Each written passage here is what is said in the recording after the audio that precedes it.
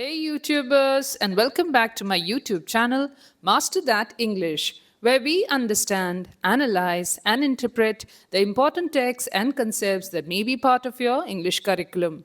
Our topic for today will take us to the Restoration period, and the text that we are going to analyze is a novel written by Daniel Defoe titled Moll Flanders. So get your pens and notepads ready, because here we go. Daniel Defoe, an English novelist, journalist, and political thinker, one of the pioneers of the modern novel. Born in London to a middle class family, he was a witness to the Great Plague, which happened in the year 1665 to 1666, and the Great Fire that also happened in the year 1666.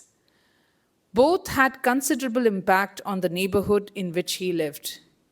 In addition to this, between 1665 to 1667, England was at war with the Dutch when privateer ships attacked the Dutch and robbed them of their booty, as King Charles II has sufficient money, resulting in the evolution of piracy during peace times, inspiring Defoe to write his famous novel Robinson Crusoe in 1719. Robinson Crusoe is considered to be the first English novel because it says something between the lines about the human condition. It contains allegory and makes the reader think beyond the plot. As a reader becomes the voyager feeling the emotions of Crusoe, his frustrations and revelations, as he eventually learns to cope with the wilderness and learns to accept it as his home. As humans have come from this wilderness during prehistoric times, a similar note of adventure is also seen in the work that we are going to analyze today, which is Moll Flanders. But this is a little different, because here, for the first time, we see the story from a woman's perspective instead from a male's perspective. This work was published in 1722. It belongs to the genre of picaresque novel. A picaresque novel is mostly about adventure. You're going on a big voyage, you're exploring the world, but here we see it from a woman's perspective. And through Moll Flanders, Defoe draws attention to the condition of women during those times. This is why it is important to understand what were the conditions of women during Defoe's time. During the time of Moll Flanders, the condition of women in England was difficult, restrictive, and dependent on men. Society was strongly patriarchal, meaning men held most power. Women had no independent legal identity after marriage. A married woman's property and money belonged to her husband. They could not vote or participate in politics. Women were treated more like dependents than individuals. Most women had no stable way to earn money. Respectable jobs were limited to domestic service, sewing, nursing, or small trade. Without a husband, many women face poverty or survival struggles. Marriage was often not about love, but financial security. Families arranged marriages based on money and status. This explains why Moll repeatedly marries for economic survival rather than romance. Women received very little formal education. They were trained mainly in household duties, obedience, and modesty. Intellectual and professional growth was discouraged. Women were expected to be chaste, that is, sexually pure, obedient, and submissive. If a woman broke these norms, she was hardly judged and rejected by society. Men had more freedom, but women faced double standards. Poor women often turned to theft and prostitution. Society gave them few choices, which is why Moll becomes a criminal out of necessity and survival. Women had little protection from abandonment and exploitation. Widows and single women were especially more vulnerable. That brings us to the next question. What was Daniel Defoe's personal inspiration for the novel? You'd be surprised, but the writer Daniel Defoe was himself imprisoned, and that is how he could draw a lot of inspiration for his work from his personal experience of the underworld and his life in Britain prison. As the hardship faced by Moll during her life are rooted in the 17th century society. This is why we should also try to understand why did he write the novel. Because through the character of Moll Flanders, Daniel Defoe is able to focus on criminal psychology and the lack of scruples that Moll displays from time to time, along with the political and social environment of those times. Daniel Defoe explores the heroine's propensity to exploit her wits for material gain. Now, this is the point where we also need to understand how is the work a reflection of its time. It reflects the reality of 18th century England: poverty, crime, prostitution, and survival. Women in that period had limited choices. Through Moll's life, he exposes how society pushes women into immoral choices and judges them harshly. Moll uses intelligence, manipulation, and adaptability to survive, showing early ideas of economic independence. In this way, Defoe shows us how marriage, wealth, and survival are closely linked for women. Moll Flanders personifies Daniel Defoe's views on marriage and the predicament of women in the 18th century. It also delivers a moral message about survival and repentance in the 18th century England. This is how we can also analyze this work as a satire. The novel indirectly criticizes society. Through Moll's experiences, Defoe exposes problems such as social inequality, the limited opportunities for women, and the importance placed on wealth. This is why we need to understand the elements of realism in the novel. Daniel Defoe uses detailed descriptions of daily life, crime, prison, and society. This realistic style makes the story feel like a true autobiography that reflects the social conditions of the time. And it is interesting to also understand why does he use London as the setting of the novel? London being the capital of England, even at that time, it was considered to be the urban world where a person would go, trade, commerce, and build himself. So London truly does symbolize temptation, crime, and opportunity as well.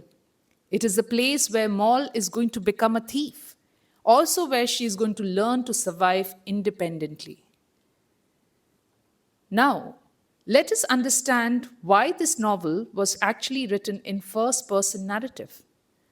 The story is told in first person, with Moll narrating her own life. This allows reader to understand her thoughts, feelings, and justifications for her actions. Moreover, the novel is written like a confession. Moll repents at the end, making the story morally acceptable to readers of that time. The novel's realistic autobiographical style attracted readers, giving it a feel of a true story. Such stories about criminal, especially fallen women, were popular in Defoe's time. Let us also take a glance at Moll's life in its entire completeness. What we see in the novel is the life of Moll in various periods. 12 years as a hoe, 5 marriages, 12 years as a thief, 8 years a transported felon in Virginia. Eventually, she grew rich and died as a penitent. This is how we sum up her life. It is also now important for us to understand the plot structure with the help of the Freytag pyramid. Let us begin with the introduction, where the characters are introduced, which is the exposition. Moll is born in Newgate Prison to a convicted mother and is abandoned as a child. She is raised by a nurse and grows up determined to become a gentlewoman, meaning she wants wealth and security. Early on, we see her strong desire for social mobility and fear of poverty. In the rising action, this is the longest part of the novel and includes Moll's many relationships and moral struggles. We get to see how she works as a maid and is seduced by the elder brother in the family, and then marries the younger brother. After being widowed, she enters several marriages and relationships, often motivated by money. She experiences betrayal, abandonment, and financial instability. She travels to Virginia, marries a plantation owner, and discovers he is her half brother, forcing her to leave. Back in England, she continues pursuing wealth through marriage, but repeatedly fails. Eventually, desperation leads her into the life of crime, where she becomes a skilled thief under the guidance of a governess. After the rising action, we come to the climax. The climax is important because Moll is finally caught after years of successful theft and is imprisoned in Newgate Prison. This is the very prison where she was born. This moment represents the peak of her downfall and forces her to confront her actions. In the falling action, in prison, Moll reflects on her life and repents. She reconnects with Jemy, her Lancashire husband, who is also imprisoned. Instead of being executed, they are sentenced to transportation to America. So, in the resolution, we see in America, Moll and Jemy start over. She finds stability, gains wealth legitimately, and lives honestly. The story ends with Moll presenting herself as reformed, having learned from her past and achieved the secure life she always wanted. In this way, the whole picture, that is, the structure, shows her complete moral journey that starts from innocence, leading to ambition, then there is a moral decline, followed by punishment, and the last is redemption, where she realizes her mistake. In this way, let us now try to understand the chronological order of characters and their impact on Moll's life. The first location is Newgate Prison, where Moll's birth takes place. This scene establishes the theme of crime and social disadvantage that shapes Moll's life. I was born in the year 1635 in the city of London in Newgate Prison. This opening line immediately introduces Moll's difficult background and sets the tone of the story.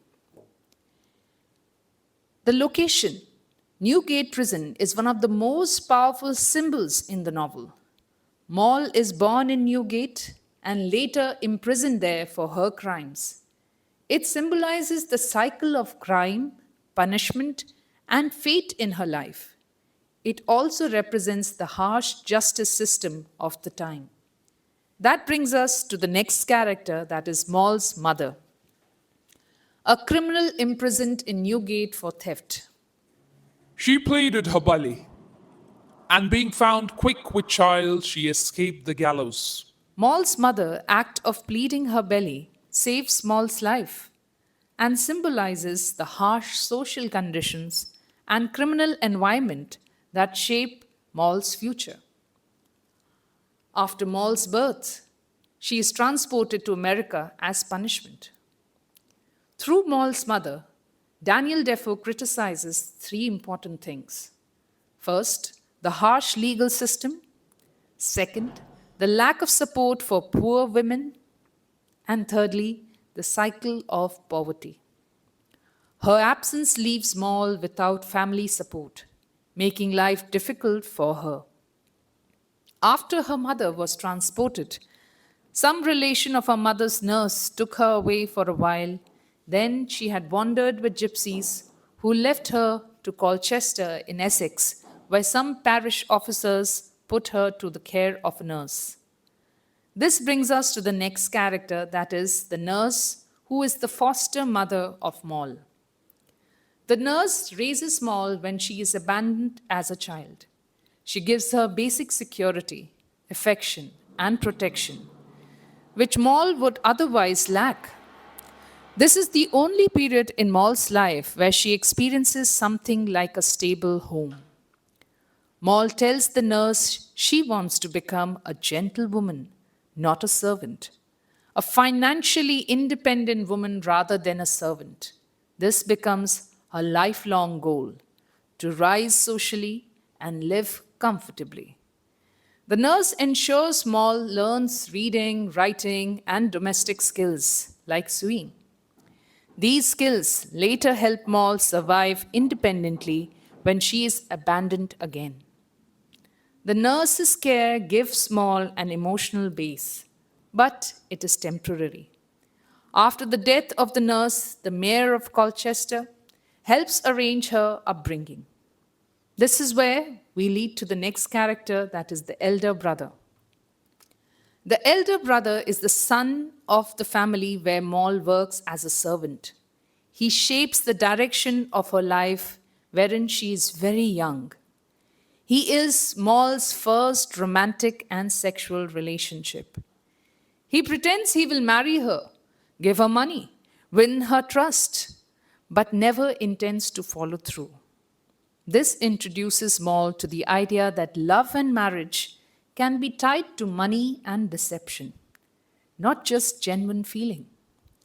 After he abandons her, she realizes that relationships are influenced by circumstance rather than true choice and starts viewing marriage as a financial strategy, not just a personal bond. The elder brother represents a loss of innocence.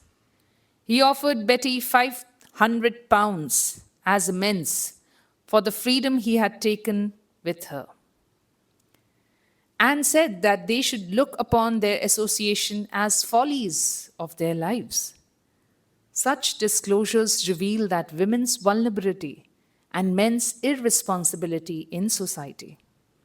His actions show how women are easily exploited in a patriarchal society. So the elder brother is a turning point that begins Moll's transformation into the complex and survival-driven person she becomes. We also get to analyze the younger brother, who is her first husband. He becomes Moll's first husband, which gives her a brief experience of legitimate marriage and social respectability. Unlike his older brother, he is not manipulative. He genuinely loves Moll and wants to marry her. This offers her a glimpse of the stable life she has been hoping for. Moll agrees to marry him partly because of the pressure and emotional confusion caused by the earlier relationship. So even though the marriage is real, it is built on complicated and imperfect foundations. His early death leaves Moll a widow with children and financial insecurity, pushing her back into the struggle for survival. This loss reinforces a woman's security often depends on men in the society. Let us now talk about the other character, who is the draper, who is Moll's second husband. The draper plays a key role in shaping Moll's understanding of economic insecurity and disappointment in marriage. At first, the marriage seems practical. The draper is a tradesman, so Moll expects a stable middle-class life. However, the reality quickly falls apart. The draper becomes financially irresponsible and bankrupt. He spent much of Moll's money, was arrested for debt, and later escaped to France, abandoning her. Because he fled without a legal divorce, Moll was left in a difficult position. Technically still married, but without a husband to support her. He teaches Moll that marriage does not guarantee stability, reinforcing her survival mindset. This experience makes her realize that she cannot depend on men for long term security. Her third relationship is a gentleman from Bath. The gentleman from Bath is significant because his relationship with Moll highlights a shift in her life. Instead of seeking marriage, she accepts a mistress like arrangement for survival and comfort, a clear step away from respectability. This shows how far she has moved from her earlier goal of becoming a gentlewoman through proper means. The gentleman treats her well and supports her financially. However, the relationship is built on a fragile foundation. He abandons Moll because he suffered a severe near death illness and experienced a sudden religious awakening and broke all ties with Moll to seek spiritual fulfillment after providing her with a final settlement, showing Moll how insecure her position really is. Moll realizes as a mistress she may have financial support, but she has no legal or social protection. She can be dismissed at any time. Let us now analyze the third husband, the Virginia planter. Moll marries the Virginia planter, believing she has finally secured a stable and prosperous life. However, she later discovers that he is actually her half brother. This is one of the most dramatic moments in the novel and forces her to leave him. It shows how hidden truths and her unclear origins come back to disrupt her life. Before the revelation, this is one of the Moll's most successful marriages. This makes the collapse even more significant. It provides that even her best situation is unstable. The discovery shocks Moll deeply. While she has compromised morally before, this situation feels different because it crosses a serious boundary. It contributes to her growing sense of guilt and self awareness. Moll's mother reappears in Virginia and reveals the incestuous truth. The Virginia planter represents Moll's closest approach to wealth and stability, but also her most shocking downfall. Let's now analyze James, Lancashire husband, often called Jemy. His significance goes far beyond just being another husband. He represents a turning point in Moll's emotional and moral life. A mirror of Moll herself, Jemy is essentially a male version of Moll. As both are clever, deceptive, and survival driven, and enter marriage for financial gain rather than love. Their relationship begins as a mutual con, where each tries to trick the other into a profitable marriage and economic transaction. When both discover that neither has wealth, their marriage collapses quickly. The sixth person, that is the banker. Let us understand the relationship and marriage that she has with this person.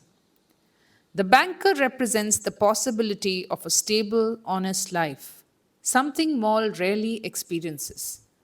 A contrast to her earlier relationships.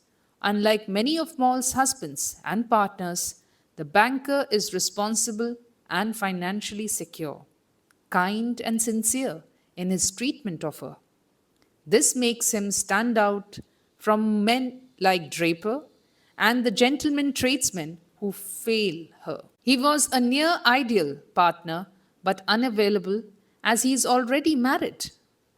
Even though he promises stability, the situation is morally complicated and socially unacceptable. So when Moll finds a good man, circumstances prevent her from benefiting fully. The banker represents what Moll has been seeking all along: security, respectability, and consistency.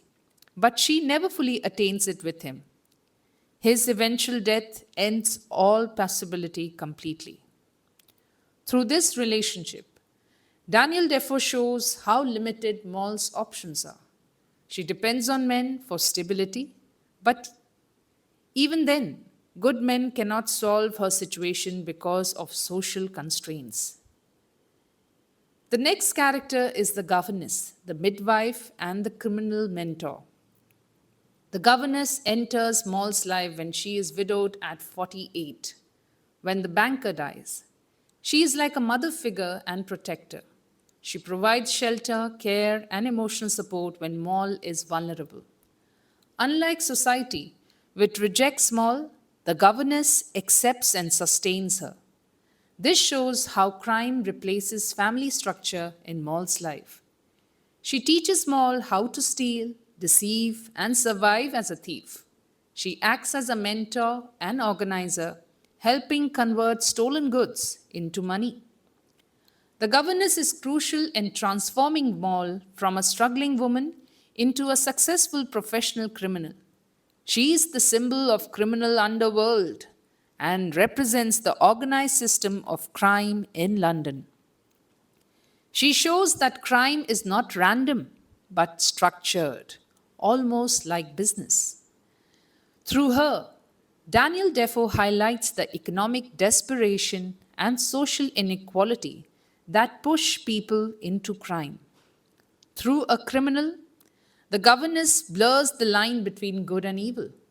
This challenges the idea that morality is simple. A criminal can also be compassionate. The next character is the prison officials and minister. The prison officials and the minister, clergymen, plays a crucial role during Moll's imprisonment in Newgate Prison. They mark the turning point from crime to repentance in her life. The minister is a religious figure who visits prisoners in Newgate Prison to guide them spiritually, especially those awaiting execution. He represents Christian compassion, repentance, and redemption. He plays a crucial moral and transformative role in the final phase of Moll's life. They are agents of justice and punishment. The final redemption. The prison environment exposes Moll to the fear of execution as death penalty. The misery and suffering of prisoners forces Moll to confront the true cost of her actions, breaking her earlier confidence and pride. With the help of the minister, chaplain, as spiritual guide, he guides her towards religious reflection and confession. Thus, he plays a key role in awakening her moral conscience, which has been largely absent earlier. Initially, Moll's repentance is driven by fear of death. Under the minister's influence, it becomes more genuine and heartfelt. This marks her inner transformation, not just external punishment. The minister becomes her bridge to mercy and survival. Through legal processes and influence, Moll is not executed, instead, transported to America. Thus, the prison system, along with the minister's role, becomes a path to second chances, not just punishment. Daniel Defoe shows the true reform requires both punishment and moral awakening. The prison officials and minister are significant as agents of justice and spiritual reform who transform Moll's imprisonment into a turning point leading to repentance, mercy, and eventual redemption when Moll is imprisoned in Newgate. At this point, we see Jemy again, who reunites with Moll in prison. They are transported together to America, where they are repentant for their crimes. During their journey, The ship's captain is one of the few genuinely kind characters in the novel. He treats Moll with respect and helps her during her journey to America, symbolizing hope and the possibility of a new beginning, a transition from crime to reform. This is how the redemption is finally attained with Jemy, when Moll reunites with Jemy in Virginia. This time, their relationship is more honest and emotionally grounded. For the first time, Moll experiences something closer to real companionship rather than manipulation. Jemy is Moll's partner in redemption. When both are transported to America after their criminal lives, together they rebuild their lives through honest work at the plantation.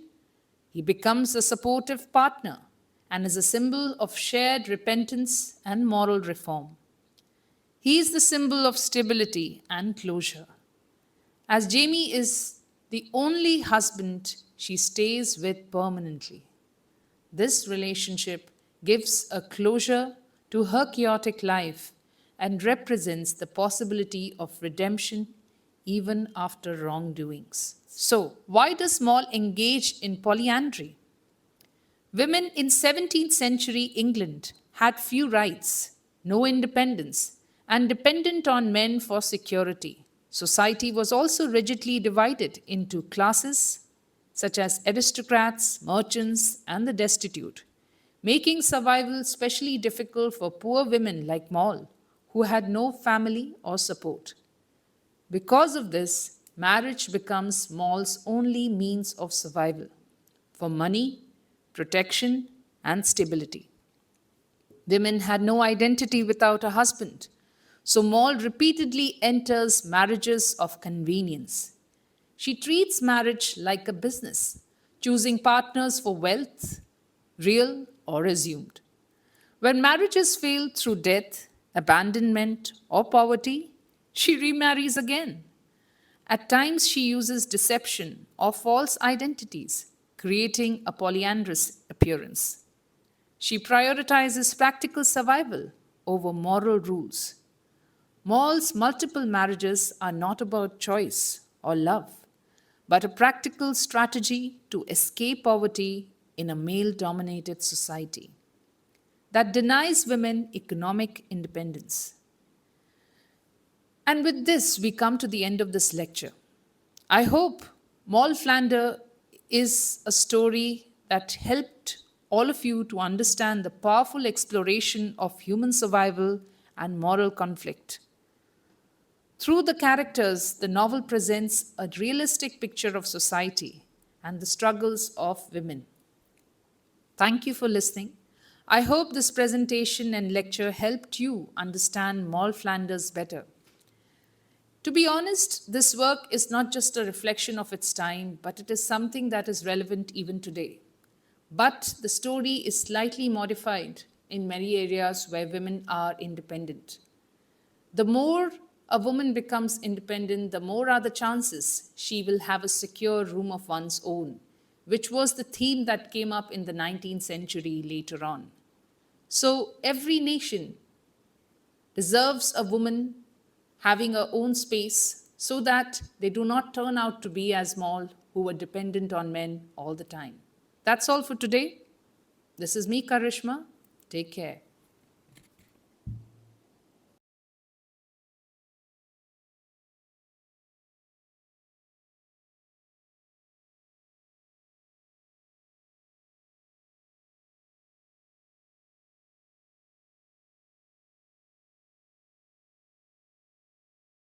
She remarries again.